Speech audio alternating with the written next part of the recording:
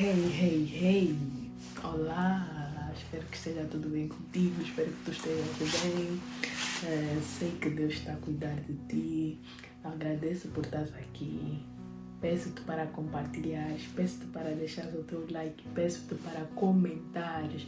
Vamos ganhar mais pessoas para Jesus, vamos ser restaurados, renovados e abrir a nossa mente pelo entendimento da palavra. Obrigada por tu estar aqui, espero que estejas a sentir paz, espero que estejas bem e deixa Deus falar contigo. Estejas bem e deixa Deus falar contigo através de mim. Eu glorifico o nome do meu Deus através da vossa vida. Que Deus te abençoe. Vamos à palavra. O nome dessa mensagem o tema dessa mensagem é obedecer é melhor do que sacrificar. Nós vamos começar com a história de Saul. Abra os vossos livros em 1 de Samuel, capítulo 13, no versículo de 8 a 14. Ele esperou 7 dias, tempo determinado por Samuel, mas este não chegava a Gilgal, e o povo, deixando Saul, debandava. Então disse Saul: trazei-me o holocausto e os sacrifícios de comunhão, e ofereceu o holocausto. Mal tinha acabado de oferecer o holocausto, chegou Samuel e Saul saiu-lhe ao encontro para saudá-lo. Samuel perguntou: que fizeste? Saul respondeu: quando vi que a tropa me abandonava e que tu não chegavas no dia combinado e que os filisteus no dia combinado e que os filisteus estavam concentrados em Macmas, pensei: os filisteus vão descer a Gilgal contra mim e eu ainda não aplaquei Jafé. Assim me vi forçado a oferecer o holocausto. Samuel disse a Saul: agiste como um insensato, não observaste o mandamento que Jafé teu Deus te havia dado. Jafé teria estabelecido teu reino sobre Israel para sempre. Agora, porém, teu reino não subsistirá. Jafé procurou para si um homem segundo o seu coração e o designou como soberano de seu povo, porque tu não cumpriste o que Jafé te havia ordenado. Palavra da salvação. É assim, para quem não sabe, há alguns capítulos atrás, o povo pede um rei e Jafé elege Saul como rei. A quem não sabe, mas Saul foi realmente elegido como rei. O que faz o reinado de Saul não subsistir, não continuar a existir? O reinado de Saul ser a desobediência de Saul.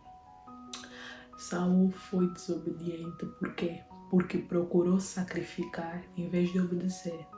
O profeta tinha dito a Saul: eu virei em 7 dias, e mesmo que passaram os 7 dias e o profeta não veio, Saul estava sobre uma palavra, Saul estava sobre uma unção, Saul estava sobre uma direção divina.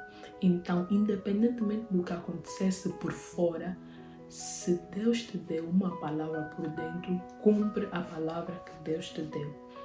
Faz o que Deus te pede para fazer, porque daí também vem a tua intimidade e daí vem as tuas bênçãos. Por isso é que tem pessoas que oram 5, 6 horas por dia, 7 horas por dia, mas nunca vêem milagres, nunca vêem o novo de Deus, nunca tem intimidade, nunca tem mudança na sua vida. Por quê? Porque obedecer vale mais do que sacrificar.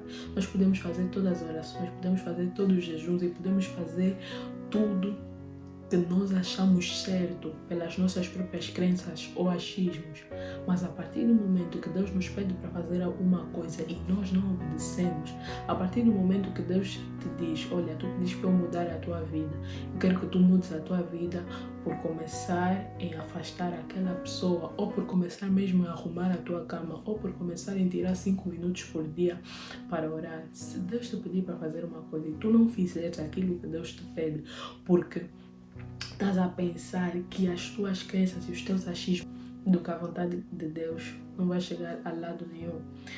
Por isso é que a palavra diz: obedecer é melhor do que sacrificar. Você pode sacrificar horas a ver pregações, você pode sacrificar horas a orar, você pode sacrificar horas a fazer o que tu achas certo. Se as motivações do teu coração não forem as motivações que têm a ver com obediência com Deus, não adianta o que tu fazes. Saul era rei. Ele era rei. ele tinha o governo de Israel. Mas mesmo assim, havia zonas e havia coisas que ele não podia fazer, que ele não tinha autoridade para fazer, que ele não tinha unção para fazer. E que ele só podia levantar para fazer qualquer coisa se o próprio Deus lhe dissesse faz. Quer dizer, ele poderia até ter uma intenção correta, porque ele disse, vou fazer a oblação para Jafé, mas Jesus não está à espera de intenções corretas, Jesus está à espera de obediência. É assim que Deus entende amor. Aqueles que me amam guardam as minhas palavras. É assim que Deus entende amor. Então não adianta nós fazermos o que nós achamos correto, o que nós achamos certo, mesmo que tenhamos boas intenções. Não, eu tenho boas intenções para com a fulana, mas talvez naquele momento a maneira que queres demonstrar amor para a fulana não é a maneira que Deus quer que tu demonstres amor para ela. Talvez ela vai te magoar, talvez tu vais magoá-la, talvez vocês não vão se entender da maneira que tu estás a pensar que tem que se relacionar. Então obedece. Não, eu quero falar dos meus sentimentos, eu tenho que ser sincera, mas talvez não é o momento certo para você falar dos teus sentimentos com aquela pessoa, porque talvez ela não vai te entender, talvez ela tenha outra perspectiva.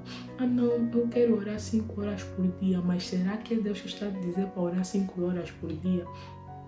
Mas Luana, a palavra diz para orarmos em todo o tempo, ou até a oração, até o jejum, tudo que você tem que fazer, você vai levar para Deus, para Ele te dizer da maneira que você tem que fazer. A nossa vida é feita de estações, e tem estações que nós podemos fazer certas coisas, e tem estações que não.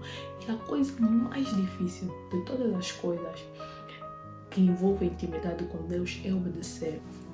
Na verdade, toda a correção no momento não é motivo de alegria e sim de tristeza, mas depois ela produz um fruto de paz e de justiça para aqueles que foram por meio dela exercitados.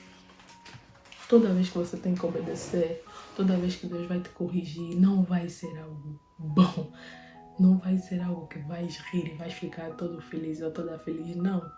Mas no futuro, tu vais entender por que Deus fez tal coisa. Porque Deus disse para tu não fazeres tal coisa.